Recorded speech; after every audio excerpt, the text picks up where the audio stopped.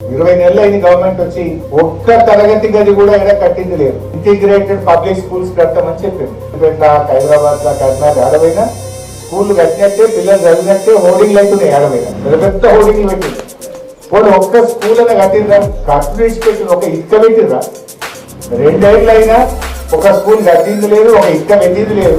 ఇవాళ కొత్తగా వచ్చిన ప్రభుత్వం వచ్చిన తర్వాత రాష్ట్ర వ్యాప్తంగా మనం చూస్తే ఈ అకాడమిక్ ఇయర్ లో, ఈ విద్యా సంవత్సరంలో ప్రభుత్వ పాఠశాలల్లో పిల్లల సంఖ్య తగ్గుముఖం పట్టింది. ఎందుకు తగ్గుతుందో ఇలా విద్యాశాఖ మంత్రిగా ముఖ్యమంత్రి ఉన్నాడు, ఆయన రివ్యూ చేసుకోవాలి. ఇలా ముఖ్యమంత్రి నేనేదో బాగా చేస్తా, అద్భుతాలు సృష్టిస్తా అని చెప్పిన మీరు, మరి మీ పాలనలో మీరే విద్యాశాఖ మంత్రిగా ఉంటే రాష్ట్రంలో విద్యార్థుల సంఖ్య ఎందుకు తగ్గిందో మీరు ఆత్మవిమర్శ చేసుకోవాలి. ఎందుకంటే పిల్లలకు వసతుల కల్పనలో కానీ, హాస్టల్స్ లో సరైన భోజనం పెట్టకపోవడం వల్ల మా పిల్లలు బతుకుంటే చాలని హాస్టళ్లకి వెళ్ళి, గురుకులాలకి వెళ్ళి పిల్లల్ని టీసీలు